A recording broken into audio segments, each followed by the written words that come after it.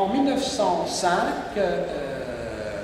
alors c'est effectivement le début des bains de mer, okay, et les Anglais commencent déjà à débarquer ici, sur la côte, et il y a une fondation franco-anglaise comme ça qui voudrait créer une nouvelle station balnéaire, un endroit où il n'y a rien d'ailleurs, Ardelot.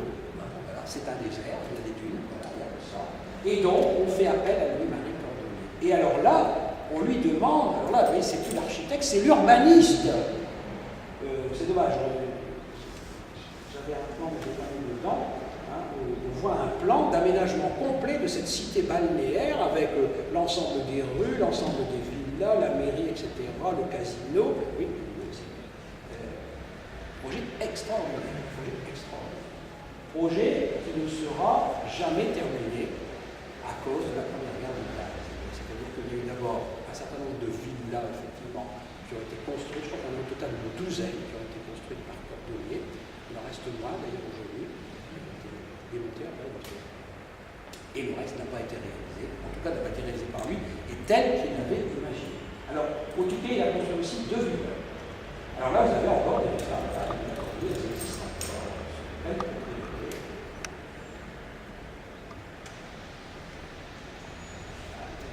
toujours le souci du détail, ça nous rappelle la petite Choguette, voilà, de nos beffrois.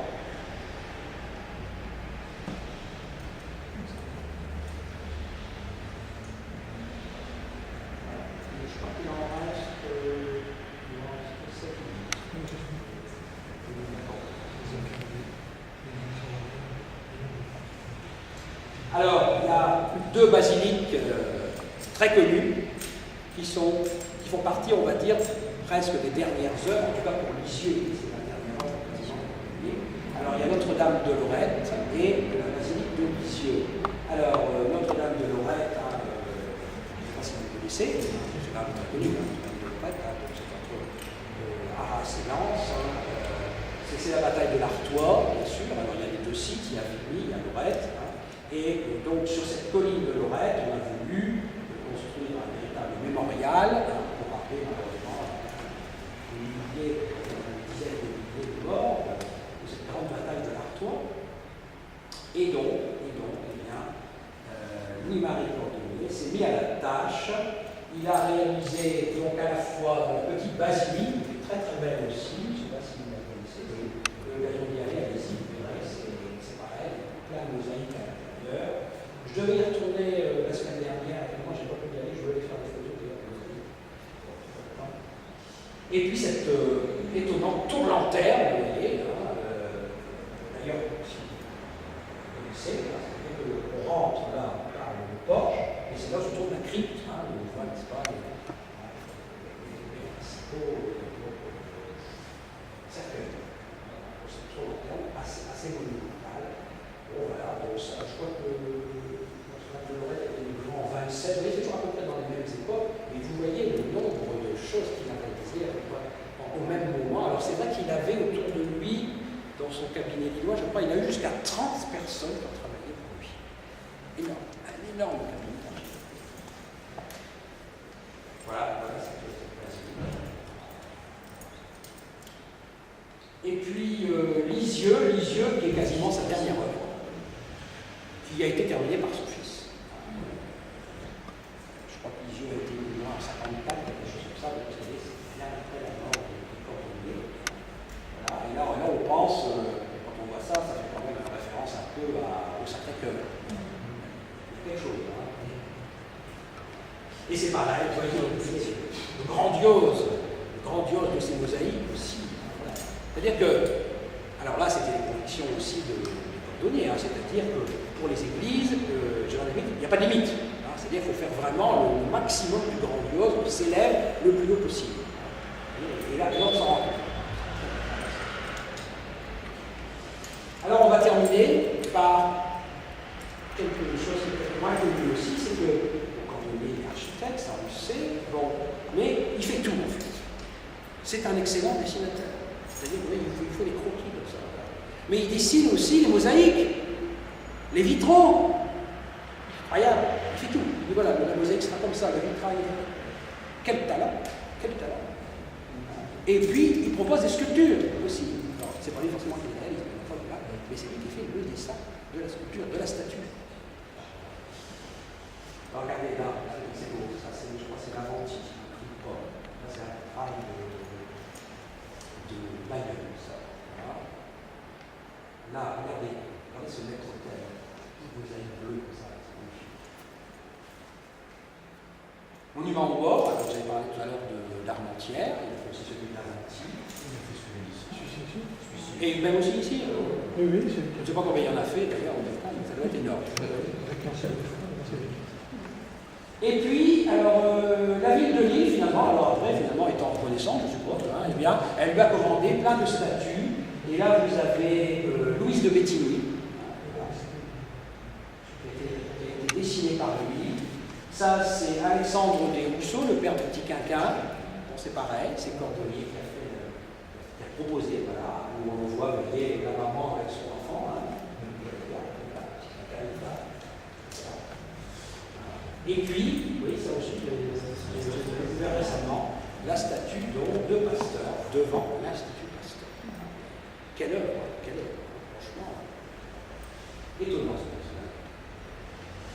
Alors, en guise de conclusion, ben, qu'est-ce qui reste de l'œuvre de Marie Cordelier? Ben, d'abord, c'est sûr, hein, une production considérable, hein, on l'a vu à travers l'ensemble de la présentation, dans tous les domaines. Rien ne fait peur. On lui propose le moment du livre. Le deuxième point, évidemment, qui nous tient tous à cœur, hein, évidemment, c'est l'ancrage, dans le régionalisme, dans nos racines flamandes. Hein, ça, c'est très important. Et on peut le remercier pour ça. Parce que c'était pas évident, vous savez, à l'époque. Parce que justement, on était dans l'époque de la grande industrialisation, de l'urbanisation des villes, où donc on ne voulait pas du tout retrouver le style ancien. Absolument pas. Et notamment ici dans nos villes du Nord, qui poussaient comme des champignons, avec des usines dans les villes. Parce qu'aujourd'hui, on n'a plus ce schéma-là, il n'y a plus d'usines dans les villes. Vous voyez? Donc, quand on a dit les villes étaient défigurées, il ne faut pas l'oublier, les villes étaient défigurées. Hein? Et lui, il arrive en disant, attendez, allez, il faut refaire des choses à l'ancienne, etc., reprendre ce qui a fait la richesse de notre région, on va dire à la belle époque de la Grande Flandre, vous voyez? C'est pas évident, c'est pas évident. Hein? Donc on peut le remercier, je crois, pour ça. Hein? Parce que sinon, aujourd'hui, je ne sais pas ce que vous auriez ici. Hein? Qu'est-ce que vous auriez? Hein? Eh oui, français. Et puis l'utilisation, effectivement, des matériaux locaux, sans pour autant, effectivement, renoncer à, évidemment, aux nouvelles technologies, et notamment donc, à l'utilisation du béton, il a fait comme tout le monde, hein, il a trouvé que c'était intéressant, hein, même si, bien sûr, lui n'était pas partisan du béton apparent, hein, on est bien d'accord, hein, c'est-à-dire qu'on se sert du béton, parce que c'est un matériau très solide, et on le pare. Alors ça, c'est la dernière photo que j'ai de Marie Cordelier, donc il a été décoré, hein, il est reconnu après, il a eu chez d'honneur, c'était forcément d'honneur hein, à travers tout ce qu'il a fait. Alors c'est vrai qu'après, il est tombé dans les oubliettes. Alors, il est vrai qu'il meurt en 40, donc juste au début de la Première Guerre mondiale, bon, et puis après, évidemment, après la Deuxième Guerre mondiale, de nouveau, il faut reconstruire. Et là aussi, il y a une grande œuvre aussi de reconstruction, mais on n'a plus les moyens des années 20. Et puis les styles ont complètement changé. Ce qui fait que dans les reconstructions d'après-guerre, le Havre, pensons à Amiens, pensons même à Dunkerque ou à Calais, je ne sais pas moi, à Royan, à Saint-Nazaire, là, il n'y a plus de régionalisme, il n'y a plus de retour aux valeurs anciennes, il n'y a plus de briques et de bière, et de pierre, c'est du béton à 100%. C'est plus du tout le même style. Alors vous allez me dire, bon, après ça a fait le renom d'autres grands architectes, hein, Auguste Perret, hein, bien sûr, et puis Le Corbusier, qui s'impose après dans les années 60 et qui devient le maître à penser presque universel, c'est de l'architecture moderne. Hein. Et donc c'est peut-être pour ça aussi que Marie Cordelier est tombée un petit peu dans les oubliettes. Hein. Mais nous, on n'oublie pas. C'est pour ça qu'on a voulu, au contraire, mettre en exergue son œuvre, parce que son œuvre, pour la région, est extrêmement importante.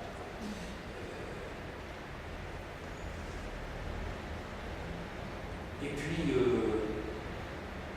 en même temps, eh bien, son œuvre se perpétue à travers tous les monuments qui sont toujours là, qui sont bien entretenus.